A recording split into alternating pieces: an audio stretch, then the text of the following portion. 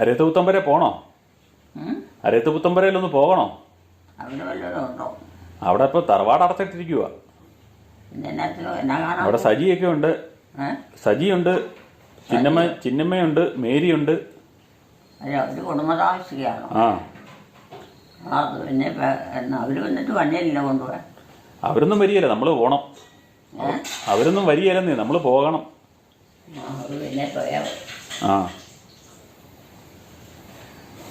അവരൊക്കെ വയ്യാതിരിക്കുക കുറച്ച് പേരൊക്കെ. പള്ളിയിലൊക്കെ പോകണം, മാൻമട്ടം പള്ളിയിലൊക്കെ പോകണമല്ലേ?